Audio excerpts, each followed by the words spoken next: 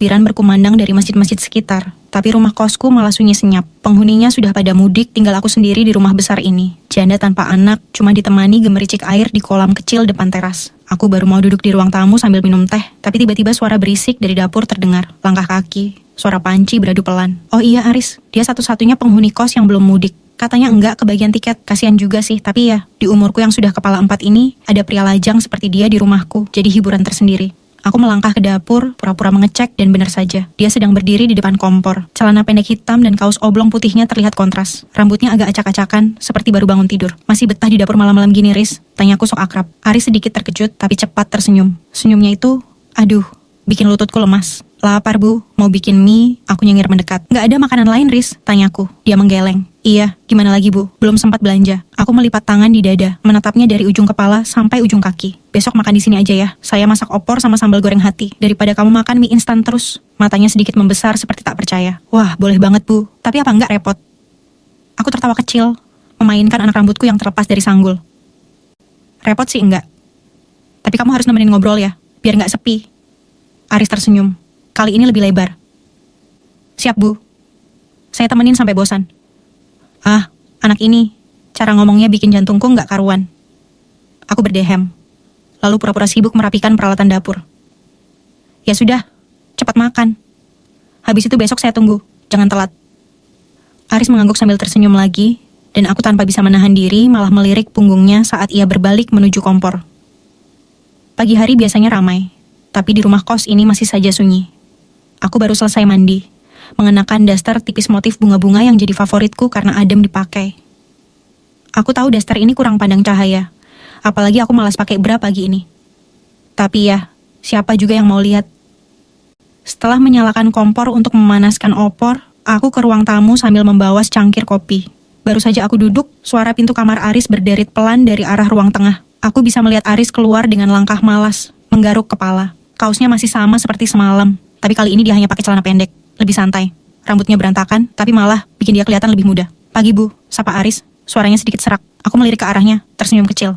Pagi Riz, baru bangun ya? Nyenyak tidurnya? Lumayan bu, jawabnya. Aku tahu benar pandangannya tertuju pada daster tipis ini. Aku pura-pura tidak sadar, tapi aku sengaja menggeser dudukku sedikit, membuat dasterku semakin melekat. Nyenyak sih bu, katanya. Suaranya terdengar agak gugup, tapi tadi pagi kok ramai banget suara takbiran. Jadi kebangun, aku tertawa kecil, menyesap kopi. Namanya juga malam lebaran. Masih mending di sini, nggak seramai di kampung. Dia tertawa pelan, tapi matanya belum lepas dari tubuhku. Aku bisa merasakannya meski dia berusaha mencuri pandang. Oh Aris, dasar anak muda. Saya bantu masak aja deh bu, katanya tiba-tiba, mencoba mengalihkan perhatian. Aku berdiri, sengaja bergerak pelan agar dasterku semakin menunjukkan lekuk tubuhku. Gak usah Riz, kamu kan tamu di sini. Duduk aja di ruang tamu, nanti saya buatin kopi. Dia menggeleng cepat. Nggak bu, masa saya diam aja? Saya bantu aja biar cepat selesai. Aku mendekat ke dapur, tapi tetap mengawasinya dari sudut mata. Saat aku membungkuk mengambil sesuatu di lemari bawah, aku bisa merasakan pandangannya lagi. Kali ini lebih lama dari sebelumnya. Aku berbalik cepat, membuatnya sedikit kaget. Aris, kamu kenapa melamun? Tanyaku sambil tersenyum genit. Enggak bu, enggak melamun kok, jawabnya buru-buru. Matanya berusaha menatap ke arah lain. Tapi aku tahu dia kesulitan mengalihkan pandangannya dariku. Aku mendekat, berdiri hanya beberapa langkah darinya. Kalau kamu lapar, makan dulu sana. Nanti opornya belum siap. Dia menelan ludah, mengangguk cepat. Iya bu, saya ambil roti aja dulu. Aris segera berbalik menuju meja makan, dan aku tersenyum kecil, puas dengan reaksi anak muda itu. Hari ini baru saja dimulai, tapi aku sudah merasa pagi ini lebih hangat dari biasanya. Pagi itu, dapur dipenuhi aroma opor ayam dan sambal goreng hati yang sedang kupanaskan. Aku sibuk mengaduk kuah opor. Daster tipisku sudah mulai terasa lengket di badan karena udara dapur yang hangat, tapi aku tak terlalu peduli. Aris duduk di kursi dekat meja dapur, memperhatikan gerak-gerikku. Aku tahu pandangannya selalu tertuju padaku, yang membuatku agak salah tingkah, tapi aku mencoba mengabaikannya. Bu, Aris boleh bantuin? Tanyanya tiba-tiba sambil berdiri. Bantu apa, Aris? Tanyaku menoleh sedikit. Aris mendekat, mengambil adukan sayur di tanganku dengan gerakan yang terlalu santai. Bantu aduk opor, nanti ibu capek. Katanya pelan, suaranya lebih merendah dari biasanya. Aku menatapnya sedikit bingung, tapi ada senyum kecil di wajahku. Aris, perhatian amat. Dia tidak menjawab. Tubuhnya condong ke arahku. Aku bisa merasakan kehangatan tubuhnya. Riz, jangan dekat-dekat gitu. Nanti tumpah. Kataku pelan, mencoba memberi jarak. Tapi ibu cantik banget pagi ini. Ucapnya pelan, hampir seperti bisikan. Aku terkesiap. Jantungku tiba-tiba berdebar. Riz, jangan bercanda. Ini panas loh. Aku nggak bercanda, Bu, katanya lagi. Suaranya makin pelan tapi jelas. Tangannya berhenti mengaduk dan dia berbalik menghadapku. Aku terdiam. Napasku terasa berat. Apalagi saat dia menatap mataku begitu dalam. Ini bukan seperti yang biasanya. Anak ini mulai berani, mulai nekat. Riz, jangan kayak gini. Gak sopan. Tahu. Tegurku berusaha mengembalikan suasana. Tapi dia malah tersenyum kecil. Langkahnya maju sedikit, membuat jarak di antara kami semakin tipis. Tapi ibu gak marah kan? Ini enggak benar, Riz. Kamu itu cuma anak kos di sini. Gak boleh. Sebelum aku selesai bicara, tangannya tiba-tiba menyentuh pinggangku. Lembut, tapi penuh keberanian. Aku terkesiap. Tubuhku membeku. Napasku mulai tak teratur. Bu, aku gak bisa nahan lagi, katanya dengan suara serak. Ibu bikin aku gak bisa berpikir jernih. Aku menatapnya, kaget sekaligus bingung. Riz, ini gak bisa. Lepasin tanganmu. Tapi aku tidak bergerak. Aku tahu aku harus menolak. Harus mendorongnya menjauh. Tapi entah kenapa tubuhku tetap diam, hanya menatap wajahnya yang begitu dekat. Ibu gak marah kan? Gak apa-apa ya, Bu? Tenang aja. Tanyanya lagi, suaranya hampir seperti bisikan. Aku menelan ludah.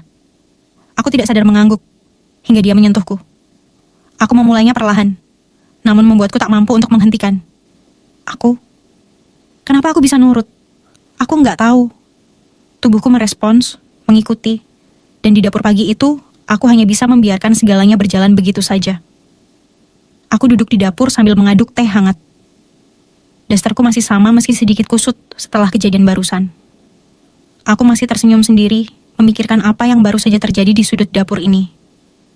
Aku tidak menyangka pagi yang awalnya biasa saja berubah, jadi begitu mendebarkan. Dari kamar mandi, suara gemericik air terdengar. Aris sedang mandi. Sebelum masuk, aku sempat mendorongnya pelan sambil tersenyum. Sudah, mandi sana. Nanti gak enak kalau ada yang datang. Dia cuma tertawa kecil, mengangguk tanpa banyak kata. Tapi senyumnya tak hilang. Aku menyiapkan sarapan di meja makan. Piring-piring berisi opor ayam, ketupat, dan sambal goreng ati sudah tertata rapi. Saat Aris keluar dari kamar mandi, dia terlihat segar. Kaosnya yang baru seperti pas banget, dan rambutnya masih sedikit basah. Riz, sini, makan. Perut pasti lapar kan? Panggilku, mencoba bersikap santai meski jantungku masih deg-degan. Dia mendekat, duduk di kursi di depanku. Wah, kelihatannya enak banget, Bu. Tadi masaknya sepenuh hati ya? Aku tersenyum kecil, melirik ke arahnya. Bisa aja kamu. Tapi ya, masak buat tamu kan harus spesial. Dia tertawa, mengambil ketupat, dan mulai menyendok kuah opor ke piringnya. Saya ada yang gak berasa anak kos lagi, Bu. Sudah kayak keluarga sendiri di sini. Aku cuma mengangguk pelan, ikut mengambil makanan yang ada di meja. Ya sudah, anggap saja begitu. Keluargamu di kampung pasti sudah sibuk ya? Ada yang tanya kapan kamu pulang? Aris terdiam sejenak, menatap piringnya. Kemudian dia mulai cerita. Iya, Bu. Tapi saya bilang, mungkin telat sehari. Ibu saya sudah biasa kalau saya suka dedekan kayak gini. Aku anak kedua dari 4 bersaudara. Kakak saya sudah nikah. Punya anak 1, adik saya masih SMA, Bu. Jelasnya sambil tersenyum. Ibu saya sering nanya kapan saya nyusul nikah. Katanya biar cucunya banyak. Aku tertawa kecil, menyuap sedikit sambal goreng ke mulutku.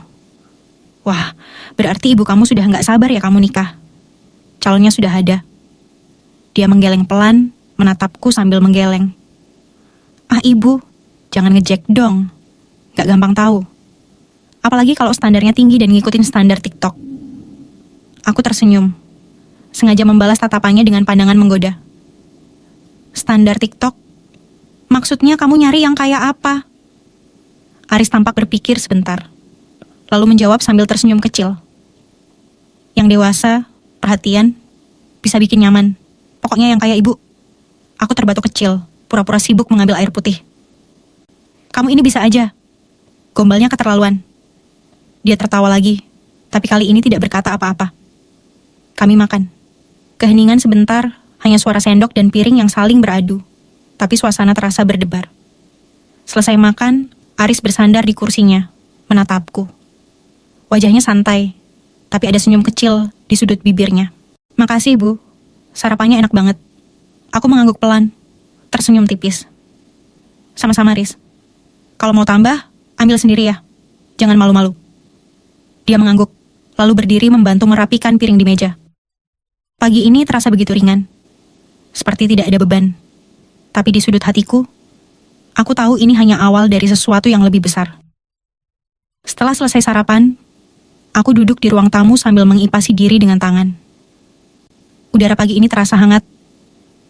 Tapi mungkin kehangatan itu juga karena suasana yang tadi di dapur. Aris keluar dari dapur membawa 2 gelas teh manis. Dia menaruhnya di meja depan kami, lalu duduk santai di sofa. Bu, teh manisnya udah siap. Biar saya yang bikin, katanya sambil menyodorkan 1 gelas ke arahku. Aku menerima gelas itu dengan senyuman. Wah, calon suami idaman banget nih. Masakin opor tadi, terus bikinin teh juga. Dia hanya tertawa kecil, lalu menyandarkan tubuhnya ke sofa. Kalau Bu Laila yang bilang, berarti saya lulus dong. Aku tersenyum menggoda. Tergantung, nilainya nggak pas-pasan kan? Dia menatapku dengan mata yang seolah menyimpan sesuatu. Kalau soal nilai sempurna, saya butuh belajar, Bu. Tapi, gurunya seperti Ibu. Saya yakin bisa cepat paham. Aku pura-pura melotot menahan tawa. Ih, kamu ini ada-ada aja. Jangan gombal terus, nanti kebiasaan. Aris tiba-tiba berdebar. Bu, saya tadi dapat kabar dari teman. Katanya saya baru dapat tiket mudik besok. Aku langsung menoleh ke arahnya. Oh, jadi kamu masih di sini sampai sehari lagi? Aris mengangguk, memasukkan 1 sendok gula lagi ke dalam tehnya. Iya, Bu. Jadi masih bisa bantu-bantu di sini kalau dibutuhin. Aku tersenyum tipis, lalu menyandarkan tubuhku ke sandaran sofa. Kalau gitu kamu harus siap nemenin aku terus ya. Soalnya, aku sendirian di rumah, gak ada yang nemenin ngobrol. Aris melirikku, senyumnya mulai melebar. Nemenin terus, Bu. Maksudnya 24 jam gitu?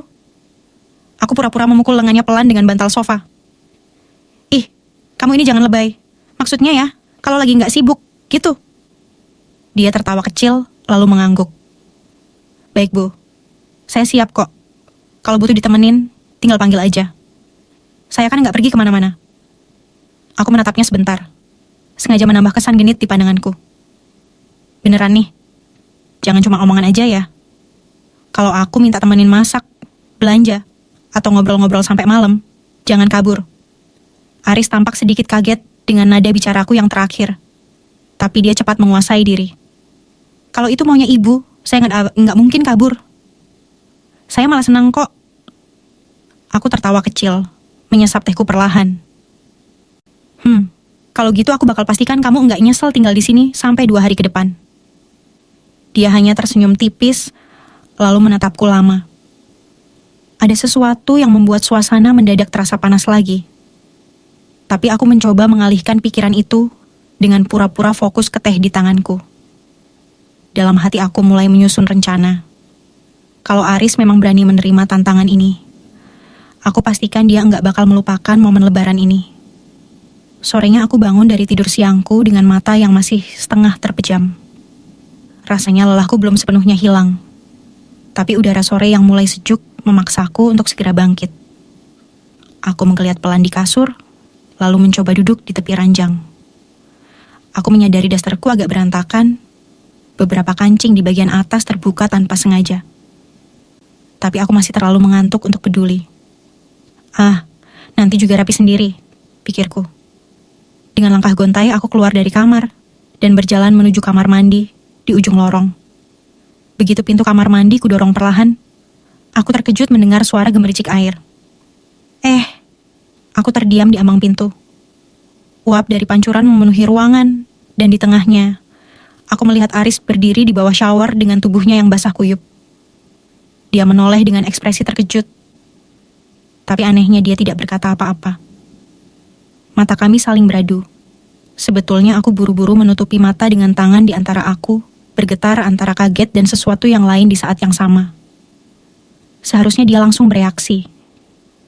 Bagaimana aku bisa menyempitkan sedikit dari sela jariku, dan akhirnya menimpa keadaannya ketika jantungku tiba-tiba berdebar cepat. Aku nggak tahu kamu ada di sini, kataku pelan. Berusaha terdengar kesal meski ada nada malu di suaraku. Saat aku berbalik hendak keluar, tiba-tiba tangannya menarik lenganku.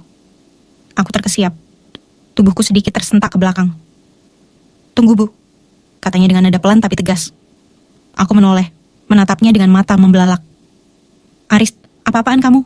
Tanyaku gugup. Dia tidak menjawab. Tatapannya tajam, tapi ada sesuatu di matanya yang membuatku tidak bisa berpaling.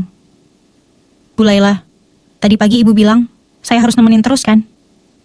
Suaranya rendah, tapi cukup membuatku semakin gugup. Aku mencoba menguasai diri, meski tangannya yang masih memegang lenganku, membuat pikiranku kacau. Itu beda, Aris. Sekarang lepaskan aku. Ini nggak benar, gumamku meski suaraku semakin pelan. Tapi Aris malah mendekat. Dan aku tidak tahu kenapa aku justru membiarkannya. Dia memutar tubuhku perlahan, menarikku ke bawah pancuran. Air dingin membasahi tubuhku, membuatku tersentak kecil. Aku masih mencoba melawan. Entah kenapa, perlahan tubuhku semakin melemah. Jangan pura-pura gak suka, bisiknya di telingaku. Aku mendongak menatapnya dan untuk sesaat aku tidak bisa berkata apa-apa. Tubuhku basah kuyup. Daster tipisku menempel sempurna di kulit. Aku merasa malu. Tapi di saat yang sama aku tidak bisa menghindar dari tatapannya. Aris, kita gak seharusnya... Ucapanku terhenti saat tangannya menyentuhku dengan lembut. Aku menutup mata, mengabaikan gejolak di dalam dadaku. Tapi ketika tubuhnya mendekat, aku tahu semuanya sudah terlambat. Aris memulai dengan perlahan, dan lagi-lagi aku malah membiarkan, bahkan mengikuti. Sore itu, kamar mandi menjadi saksi bisu dari sesuatu yang tidak pernah kubayangkan sebelumnya. Aku tidak tahu apakah aku harus menyesal. Tapi satu hal yang pasti, aku tidak bisa lari dari kenyataan bahwa aku menikmatinya.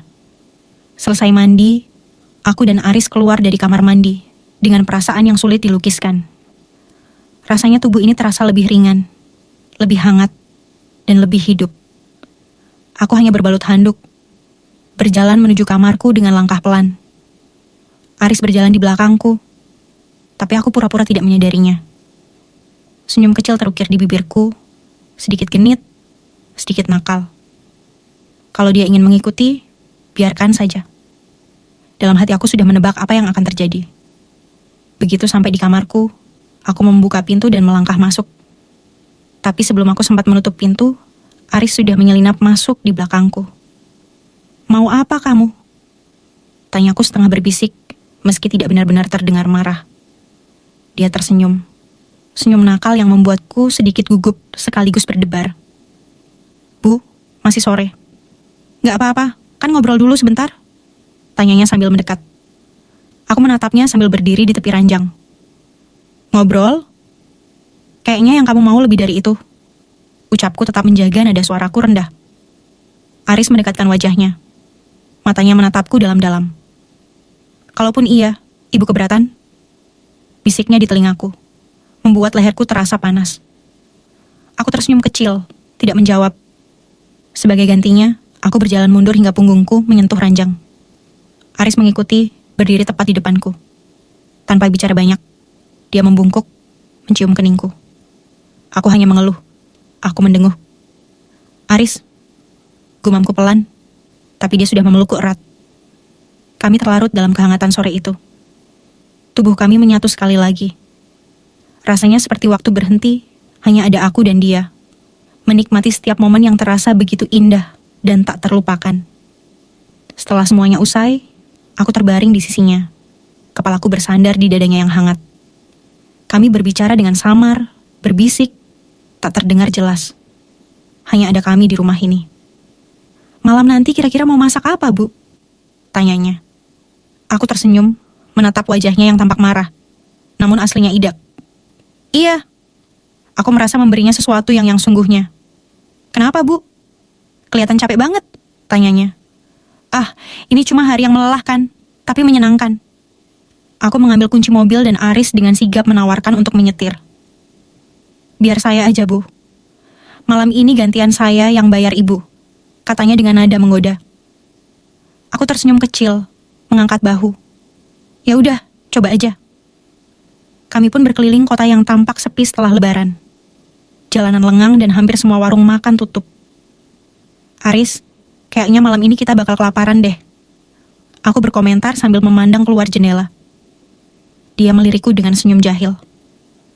Kalau nggak nemu warung, saya masakin mie instan aja gimana? Aku tertawa kecil. Beneran bisa masak kamu? Ledekku. Bisa dong, masa nggak percaya? Balasnya santai. Setelah hampir setengah jam mencari, akhirnya kami menemukan sebuah gerobak nasi goreng di sudut jalan. Tempatnya sederhana.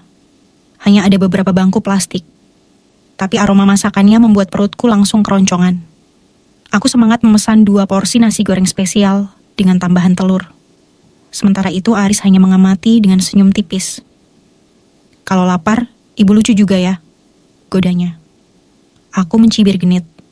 Ya iyalah, kalau nggak lucu kamu pasti nggak bakal betah di sini. Kami menikmati mie yang dibuat Aris sambil mengobrol santai.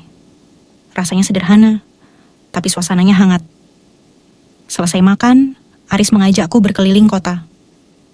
Kami melewati taman kota, alun-alun, bahkan berhenti sebentar di jembatan untuk menikmati angin malam. Aku membuka jendela mobil, membiarkan udara segar masuk. Sesekali aku menoleh ke arahnya dan selalu mendapati dia mencuri pandang. Ada apa, Aris? Kok liatin aku terus? Tanyaku menggoda. Dia tersenyum kecil, mengalihkan pandangan ke jalan. Nggak ada apa-apa, Bu. Saya cuma senang aja bisa begini sama ibu. Rasanya beda.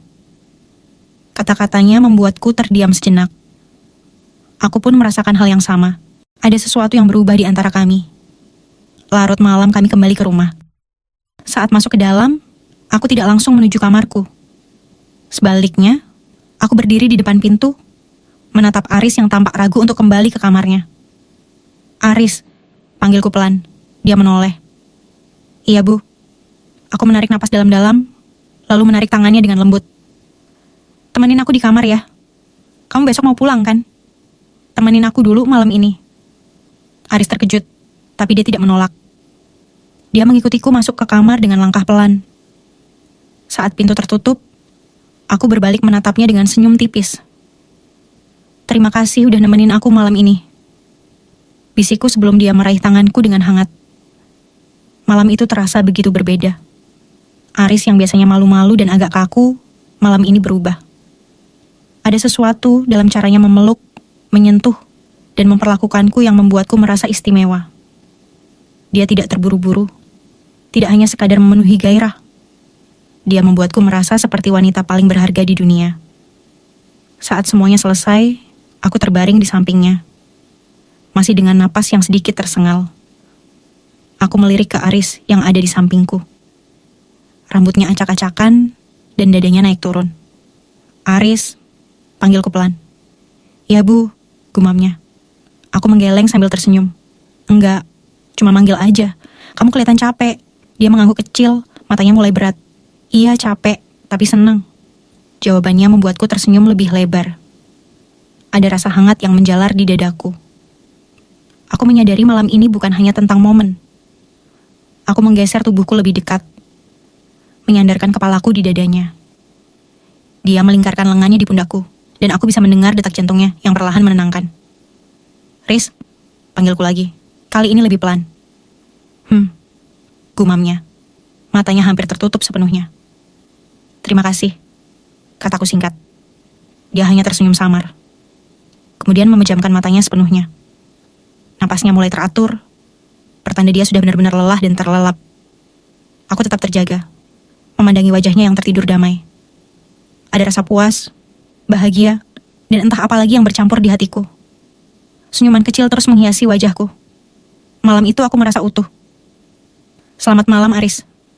Bisikku pelan, meskipun aku tahu dia sudah mendengarnya. Pagi itu, aku terjaga lebih dulu. Aku tidak memejamkan mata. Bagaimana bisa tidur kalau pikiranku terus dipenuhi oleh Aris yang berbaring di sebelahku? Rasanya aku ingin mengabadikan setiap detik bersamanya sebelum dia pergi. Cahaya matahari pagi mulai menyelinap lewat celah tirai kamar. Aku mendengar Aris bergeser pelan. Lalu dia membuka matanya perlahan. Dia menoleh padaku dan tersenyum tipis.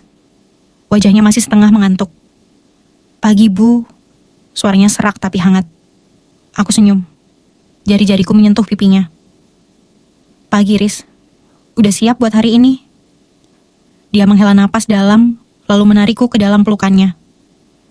Aku bisa merasakan hangat tubuhnya dan untuk sesaat dunia di luar kamar ini terasa tidak penting. Belum, Bu. Rasanya berat banget ninggalin ibu. Bisiknya pelan di telingaku. Aku menggenggam tangannya erat. Aku juga, Riz. Kalau bisa, aku gak mau kamu pulang. Aris menatapku, lalu mengecup keningku lembut. Kami berpelukan erat, seolah waktu tidak akan pernah cukup untuk kami berdua. Pelukan itu diikuti dengan momen keintiman terakhir.